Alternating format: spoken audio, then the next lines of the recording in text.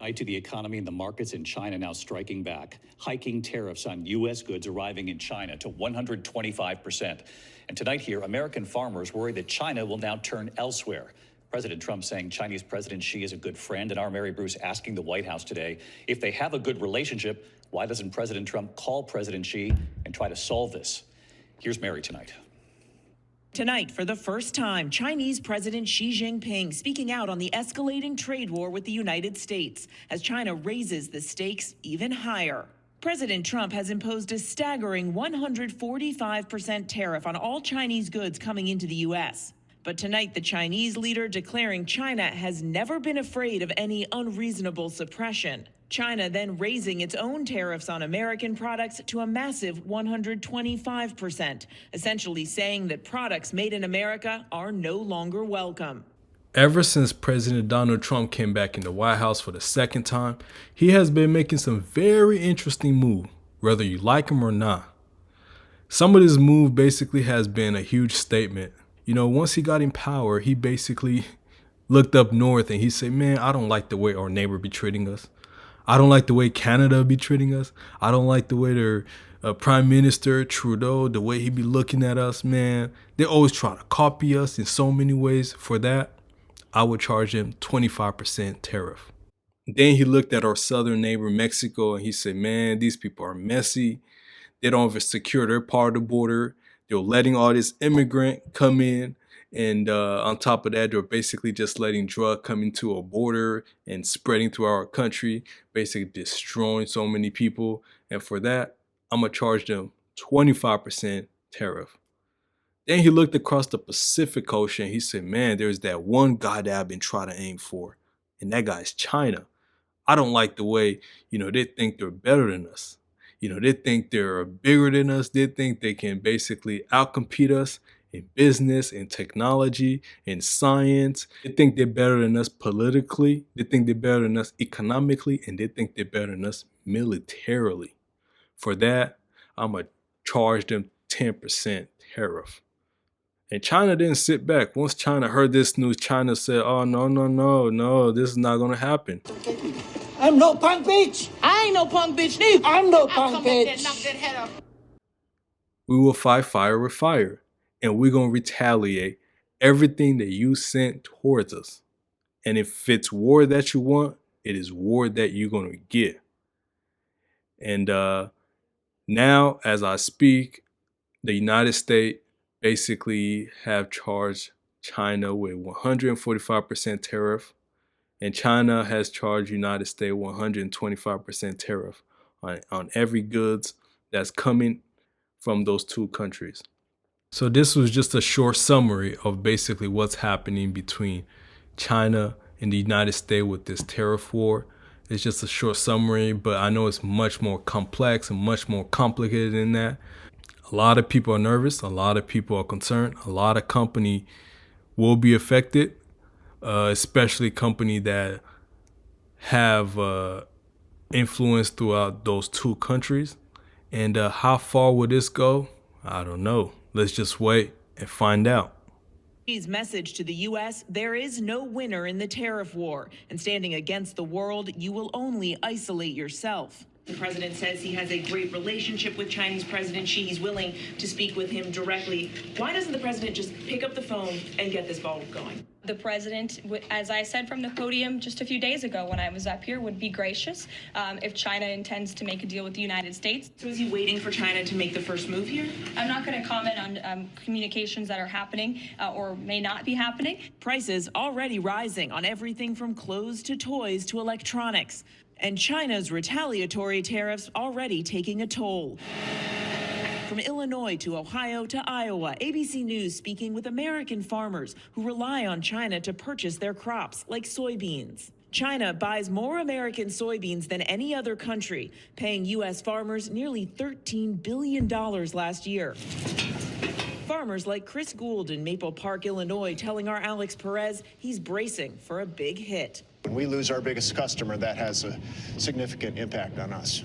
In Williamsport, Ohio, Scott Metzger, a sixth-generation farmer, worries China will now get their soybeans from other countries. It could have long-term consequences that we may never gain back from it. And Dave Walton from Wilton, Iowa, warns when farmers suffer, all of rural America suffers too. In Iowa, ag is the basis of our entire economy in the state. So you take that kind of revenue out and it hurts everyone. Now, President Trump gave U.S. farmers a $23 billion bailout in his first term when China put tariffs on U.S. agriculture, and they're talking about possibly doing it again. U.S. taxpayers would have to pay for that, though. And it's not just farmers who are worried. We are seeing this trade war take a real toll on American consumer confidence, that number plunging down 11% just in the last month. David, it is now at its second lowest level on record. David. Mary Bruce, live at the White House on a Friday night. Mary, thank you. This is 3 ways that I'm capitalizing on this situation between China and the United States. One way is to basically be informed. That's what I'm doing. I'm going to try to be informed as much as possible with what's going on between China and the United States. This means watching basically the news, CNN, Fox, MSNBC, NBC, all these mainstream media. I'm going to try to watch it, but I also understand that most of these mainstream media, they don't give you the full truth. They will try to basically send out information that will basically cause you to have a little fear mongering. So in that case, I'm going to also try to look into independent sources. I'm going to try to look into independent sources that basically give information out there. And on top of that, I'm going to also try to listen to individual who are expert in economic. For example, I listened to a famous professor called Professor Jeffrey Sachs, and I also listened to Professor Robert Wolf. These are individuals that are professor in economic in a very prestige school, and they're taught for so many years about economic, and they have a tendency to basically to break down how the economy is going, how these tariffs will have an effect on people's daily lives and things like that. And I'm also going to try to do my own research, look at economic data, look at economic articles and newsletters, and just to stay informed, because it's very, very important to be informed about what's going on, to see how much this will have an impact on the consumer, how much this will have an impact on the retail, how much this will have an impact on the economy and even corporation and things like that. So the second thing that I'm doing to capitalize on this situation, or to be basically ahead of this situation, is to keep an eye on the stock market. The stock market has been going down lately, and at some point it went up. So the stock market is so unpredictable at this point, but the companies or the industry or the sector that I'll be looking at is mostly domestic manufacturing. Because when import get expensive, a lot of domestic manufacturing will basically benefit, because a lot of companies or even small businesses is going to try to buy things that's made in America, and this will basically boost up their profit. Another industry that I'll be looking at is retail, especially retail company that basically depend a lot on import, especially from China. Companies such as Walmart, companies such as Target, and there's other companies like that, like Kroger, who are basically a publicly traded company that depends heavily on import from places like China and in other part of the world. Another type of company that I'll be looking at is agricultural, because one thing that I know is we sell a lot of soybeans, a lot of crops, a lot of corns to China. And so if this tariff that China has imposed in the U.S. is basically implemented on the soybean, on the crop, and on the corns that is coming from the United States, it will have an effect on the farmers' daily life, on the farmer profits and things like that. And there's other sectors that you should probably look into. You should probably look into the manufacturing sector, or even the automobile sector, because some parts is basically made in places like China and things like that. So that's one way. Another way that I'll be looking at is I'll be looking at the dividend. For a lot of companies, I'll be looking at the ETF.